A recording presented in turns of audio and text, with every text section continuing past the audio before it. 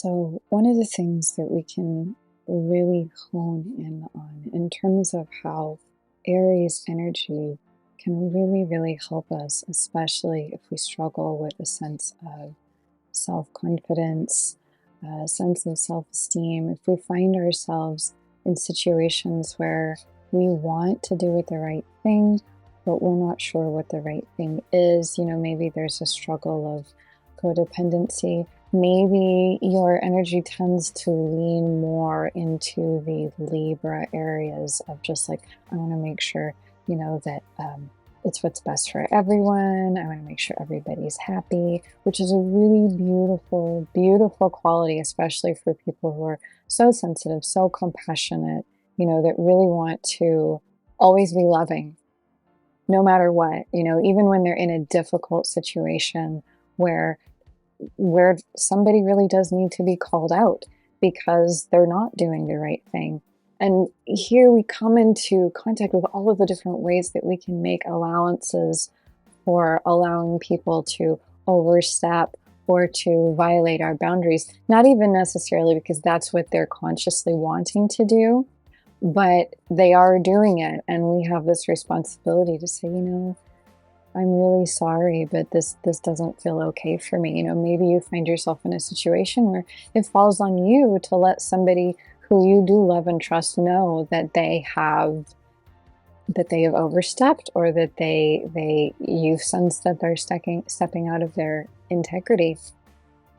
And this can be, I'm speaking from experience, this can be an extremely hard thing for somebody who hasn't really fully developed their right to their fire energy, their right to how they feel, their right to their ability to say, no, this feels wrong for me, and to know that it isn't unloving, that it isn't polarized to say how you feel, to know what you want, and to insist that that is what happens in a situation.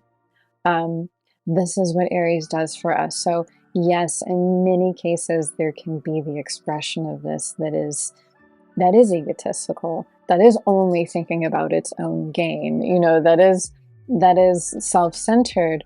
But I'm talking about the kind of self-centeredness that comes from validating what you want and knowing you're worthy of that, as well as caring about what's right for everybody else as well, and being able to make decisions and feel confident in standing by what you need, what you know, when you're in situations that can feel murky sometimes. So Aries energy contains this emperor vibe of the tarot. It contains the energy of the Tower card. It's the 2, the 3, and the 4 of Wands. And all of these cards together teach us how to, number one, know how to go through change, know how to get through difficulties, know how to have the confidence and the courage to acknowledge when something has run its course and it needs to be broken down in order to be built back up. So that Tower energy through Mars, right, which is the ruler of Aries, and the Tower is the card of Mars, brings us back into this capacity that we are meant to have to follow that awakening awareness. Like, this is not working. This is not what's right for me. This isn't what's best for everyone. And I need to allow it to crumble, fall apart. I need to put the necessary movement forward to allow things to just run their natural course, right? I don't have to hold it all together, right? We don't want to get too far in the Libra. It's like, oh, I'll give up what I'm feeling. I'll make this thing work. I'll hold it together so that we can keep things cool. Like, no, Mars energy and the Tower energy is saying, you know what? Sometimes not only do you have to let things fall apart, but sometimes you also got to blow shit up, right? That's just how it's going to be sometimes. But we get this idea in our head that we can't do that and not still be loving, because Aries and the Emperor and the Tower, this has nothing to do with not being loving, right? Sometimes it is out of the love of, God or the goddess or source or whatever you want to call it, that we have things in our life fall apart because we are clinging on to things that are not healthy for us, that aren't actually serving us, and that are really preventing us from stepping into that amazing feeling that comes when you know how you feel and you know you're honoring it and you know that it's your truth, because that's your responsibility, that's your job. And that takes us into the Emperor card, which is so much about having the authority. That's really the key word with the Emperor. It's the authority to, and the confidence and the strength to structure your life, not just your life, but to structure yourself internally, to say, you know what, it's my job to make these decisions, to be able to move forward, to make hard decisions, even to be the ruler of myself, sometimes the conqueror of myself, and to not be afraid to stand my ground and to be powerful, right? So a lot of times you see the Emperor card coming up in a reading, it's talking about somebody who's in a position of authority. In some cases, it can be talking about somebody who is dominating a situation. The domination in and of itself, again, those of us who are very sensitive, compassionate people, we can have a negative association with the idea of being dominating. But the thing is, domination in and of itself is not a negative thing. It's just denoting the ability to actually have control of something. You know, and in this case, it's having control of yourself. It's having control of your own energy and saying, I need to have rules, I need to have structure, and I need to have boundaries for myself. And I need to be able to stop other people from imposing those things on me that are about their agendas, that are about their stories, that are about what they're wanting of me. And to just have that discernment to say, no, I need to stand in the strength of what I know is right, of what feels right for me. And again, working through difficult situations, right, where it's not super polarized, but also there's some things that are out of alignment and they need to be spoken to. You really, really are going to want to draw on that Emperor energy. So the 2, the 3, and the 4 of Wands is this stair-step progression that explains to us the importance of how it is that we come to the conclusion of being able to stabilize ourselves in what we know, what we feel compelled to do, and our worthiness to do it, and our certainty of understanding, like, look, this is my plan. This is what I believe. This is what I'm going to do, and I'm not going to be swayed from it. How we stabilize a sense of self enough that we can actually begin to build on that foundation of the stabilized self. And it's not just going to get knocked over, deconstructed, or eroded anytime somebody with energy stronger than us comes around, right? And in this case, you really want to look at how you're able to make decisions for yourself, how you're able to identify desires for yourself and actually follow through with them and create them in your being, right? Create them symbolically, create them archetypally, so that you have that blueprint of desire. You have that blueprint of, this is who I am, this is what I know I'm worth, and I know I can create these dreams for myself. The 2, the 3, and the 4 of Wands shows us that process. Now, astrologically, how this all works, if I didn't mention it, because I think I left a couple things out, is that you have Mars, which is the Tower, and that's the ruler of Aries, right? Aries is the Emperor. That's how that works out astrologically. The 2, the 3, and the 4 of Wands represent the 1st, the 2nd, and the 3rd decan of Aries. So you have this overall planetary, what's really at the core of all of this, right? The ability to enact change, to accept change, and to be strong enough to move through change for the growth process. Then you have this embodiment, this archetype of the Emperor, who represents authority, personal authority. And then you have the 2, the 3, and the 4 of Wands, which shows us the process of how we establish that personal authority in ourselves. So in the 2 of Wands, we're looking at what it is like to know that we have the choice to enact our visions, to enact that lightning strike that says, this is what I want, this is how I feel, this is what's going on, and I need to come up with a response, because we are creators. We are meant to respond to this flow of desire and force within us, right? Now, again, we learn that it's important to understand the difference between reaction and response, because when you're dealing with fire energy, you are dealing with the energy of the ego. So it can be very reactive, where it's just, I'm just having a feeling, I'm not thinking about it, I'm just moving right towards it, which is one of the powers of Aries, right? But it can also be a weakness of Aries if we don't employ the discernment to really let those feelings, really let that impulse move all the way through us, bring it through our wisdom, and then go, okay, yes, this is something I truly believe in. This is something I really feel compelled to do. And now I'm going to move forward and act on it.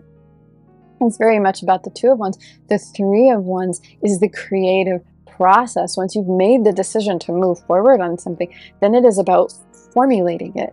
It's about getting involved in this process of going, okay, I'm going to start putting energy, ideas, I'm going to start vision boarding. I'm going to start getting other people involved. Maybe I want to do some collaborations, right? The Three of Wands, you see this man and his ships are coming in, and he's starting to see a return on what he's chosen to invest in. And our desires, our dreams, are things for us to energetically invest in. So this represents the creative phase of desire. It's a return on our energetic investment. We're starting to see it come together. So what happens is, it's like that idea of as above, so below, and as within, so without.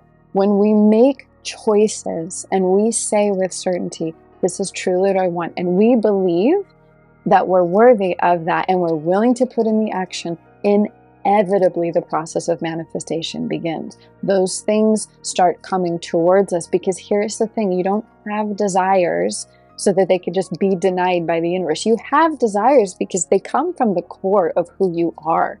Your life has already been set up to give you all of the opportunities to achieve and embody all of the things that you came to achieve and embody. So a lot of times what you're wanting is already in alignment. Those things are already kind of waiting in the wings on their way to you. And it comes down to you being willing to actually say yes, to know for sure. And so the three is this creative process of the call and response, you putting the energy out, the energy starting to come back to you. And you start to see more of what this vision is actually looking like. And that takes us into the Four of Wands, which is the stabilization of this desire, where it's like, you can think of it like having poured the slab of concrete, and the concrete mixture is your process of identifying, understanding, choosing, knowing, putting the action out, having the faith and the trust. That's like your concrete. Then you lay that down. It becomes the foundation upon which you actually get to physically start to create this desire. But I think one of the best ways to conceptualize it in terms of what we're saying is that your sense of self, your sense of inner knowing becomes stable. It's not going to be swayed or changed or shaken by the other energies around you. And this is what's so important about the ego and the element of fire, is that it's the ego and the element of fire that gives us the ability to feel ourselves, to feel what compels us, to feel who we are, as opposed to feeling what somebody else wants, like who somebody else is, right? It is our action, our forward movement, our choice, and our confidence. So in this Four of Wands, if I'm kind of going back to this original idea of how can we use and utilize Aries energy to refine and strengthen our confidence when we're in situations where it's murky, where we're in situations where we need to stand up for ourselves and we need to stand up for what is right, and not necessarily in a combative way. You can even be in a compassionate way, but it is very, very important to know how to stand in our truth, not just when we're dealing with a situation where the energy is off, but when it comes to creation, when it comes to achieving your goals, to living your dreams, and to showing up for yourself, for your life, for your relationships. So these are very, very fundamental, very, very powerful archetypes that we can work with. I myself, as I am recording this, actually have the Four of Wands sitting on my altar right now. And I've been amazed at how the themes of this card have shown up for me ever since I put it there.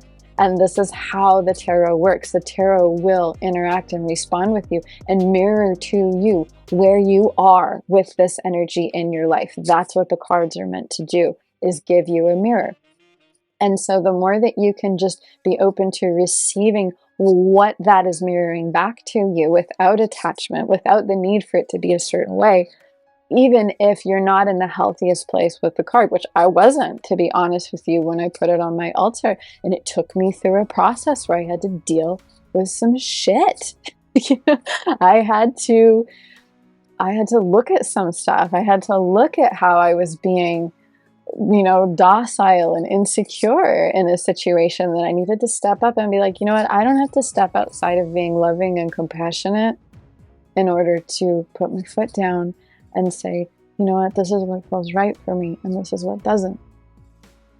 So I encourage you to spend some time contemplating on this if this is really speaking to you, and to also really contemplate your relationship to these energies as well, because sometimes if we have a negative relationship to the idea of like a more masculine dominant energy, we're not going to go anywhere near this energy in ourselves, because we just have a negative association with it, and we don't understand that it's actually meant to be a beautiful, healthy thing that can be expressed from a state of balance instead of a place of wounded energy that does need to dominate, that needs to control, that is self-centered, that is narcissistic, right? If you find yourself being somebody who's worrying constantly about whether or not you're being that way, you're probably not being that way, because somebody who is that way doesn't worry about whether or not that way. They just are that way.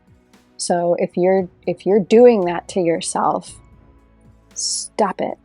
If you're doing that to yourself, stop and really tap into these energies and understand how you can nourish them into a healthy space. I hope this was helpful for you. My name is Amy Moonsong, and it's my passion to go through these beautiful astrological cycles and to express and explain and teach on the tarot cards that are surrounding them, that are connected to them, so that we can walk this wheel with awareness, with growth, with evolution, and with our personal power intact. See you soon. Thank you very much. And if you'd like a personal reading, just give a click to the link below.